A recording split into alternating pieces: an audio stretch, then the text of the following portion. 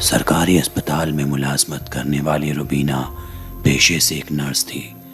वो अक्सर रात की शिफ्ट में मरीजों की देखभाल का काम किया करती, या फिर कभी कोई मरीज इमरजेंसी में भर्ती होने आ जाए तो डॉक्टर को इत्तला कर देती। हालांकि जंगलों के बीच घने दरख्तों से ढके होने की वजह से रात के वक्त अस्पताल में लोग आने से बचा करते, मगर ये रात अलग थी, काफी अलग। घड़ी में करीब 2:30 बज रहे थे। बेहद खामोशी का मंजर था। पूरा अस्पताल चुप्पी की कैद में था कि तभी अचानक एक रिक्शा अस्पताल के गेट पर आकर रुका। एक अनजान सा आदमी किसी औरत को सहारा देते हुए अस्पताल के अंदर दाखिल हुआ। औरत के सिर पर चोट लगी थी।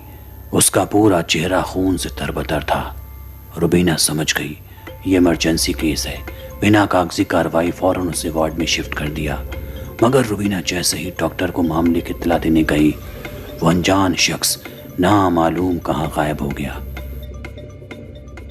खैर, इस बात को नजरअंदाज कर नर्स और डॉक्टर उस औरत के करीब पहुंचे। औरत बड़ी तकलीफ में दिखाई दे रही थी।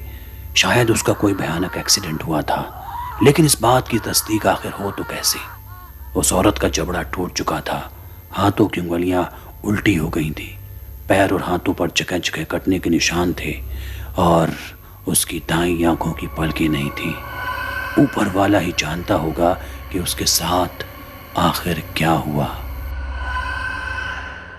तभी डॉक्टर ने रुबीना को आवाज दी, रुबीना, जाकर एनेस्थीसिया का इंजेक्शन ले आओ, मरीज को बेसुध करना जरूरी है। अभी रुबीना मुड़ी ही थी कि उसके सामने खौफनाक मंजर पेश हुआ। कमरे में लगे शीशे में उस मरीज की शक्ल बेहद भयानक नजर आई, जो खुद दर्द से कराहती अपने ही जबड़े को खींच रही थी। बस ये मंजर रुबीना के जिस्म से जान निकालने के लिए काफी था। वो फौरन पलटी, मगर वहां सब कुछ ठीक था। डरते लड़खड़ाते कदमों के साथ वो धीरे धीरे इंजेक्शन लेने के लिए मेडिकल रूम की तरफ बढ़ी। इस पूरे फासले में उसे किसी अनजान से चीख ने चारों ओर से घेर रखा था। वो इन बेचैनी भरी आवाज़ों की कैद में थी, लेकिन चाहते हुए भी वो कुछ नहीं कर सकती थी, क्योंकि अगर वो इसकी शिकायत करती तो डॉक्टर उसे बेवकूफ़ समझता। उसने मेडिकल रूम से इंजेक्शन लिया और उल्टे पैर मरीज की तरफ लौटने लगी। अभी वो दरवाजे के करीब ही पहुंची थी कि उसने देखा डॉक्टर उस औरत की छाती पर हाथ रखे हुए है। ये मंजर बेहद घिनौना था। रुबीना समझ गई थी कि डॉक्टर के दिमाग में कुछ और ही चल रहा था, लेकिन इससे पहले कि वो डॉक्टर को इस हरकत पर टोक पाती, उसकी नजर उस औरत की आंखों पर पड़ी। वो आंखें खोले हुए थी। एक टक दीवार को तकती वो नजरें पूरी तरह से लाल थीं। दाईं आंख से खून टपक रहा था और उसकी जुबान बेड से लटकती जमीन को छू रही थी। रुबीना ये देख पूरी तरह घबरा गई, मगर डॉक्टर इस सूरत से अनजान अपनी दरिंदगी में मसरूफ था। रुबीना में अब हिम्मत नहीं थी कि वो डॉक्टर को कुछ भी बता पाए। तभी अचानक डॉक्टर की आंखें उस औरत के चेहरे की तरफ मुड़ती हैं और वो ये मंजर देख हैरान हो जाता है। वो फौरन वहां से भागने की कोशिश करता है, लेकिन अपने ही पैर से फंसकर नीचे गिर जाता है। वहां वो औरत अपना और भी भयानक रूप ले लेती है। डॉक्टर हाथ जोड़ता है, मुझे माफ कर दो, मुझसे गलती हो गई।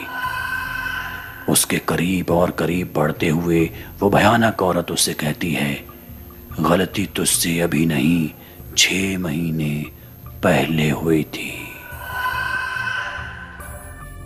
डॉक्टर कहता है कि मुझे कुछ समझ नहीं आया। इस पर वो उसकी आंखों के बीच अपने नुकीले नाखूनों को धंसा देती है। दरअसल आज से करीब 6 महीने पहले वो औरत जिंदा हालत में उसके पास इलाज के लिए आई थी। रात का वक्त था और वो दर्द से तड़प रही थी। आधी रात वो डॉक्टर उसके पास आया और उसके जिस्म को गलत तरह से छूने लगा। इस पर उसने उसका विरोध किया, मगर वो उसके गले में एनेस्थीसिया का इंजेक्शन ठोककर जबरदस्ती करने लगा।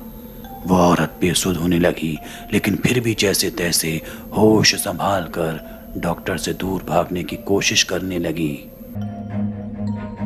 भागते भागते वो अस्पताल की छत पर पहुंच गई, जिसके बाद डॉक्टर ने उसे पकड़ लिया, लेकिन फिर उससे भागने की कोशिश में वो छत से नीचे गिर गई। डॉक्टर ये देख बुरी तरह घबरा गया और नीचे आकर उसने उसकी लाश उठाई और अपनी कार में रख कर उसे जंगल में ले गया और दफना दिया।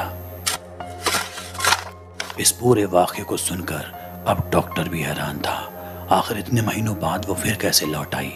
अभी वो उससे अपनी जिंदगी की भीख मांग पाता, तभी उसने अपने नाखूनों से उसका पेट फाड़ दिया और डॉक्टर की मौके पर ही मौत हो गई। उस रात रुबीना ने बिल्कुल खामोश खुद को मेडिकल रूम में कैद करके गुजारी। अगली सुबह पुलिस को पूरी वारदात की सूचना दी। पुलिस ने मौके पर पहुंचकर उस औरत के कंकाल को भी बरामद कर लिया।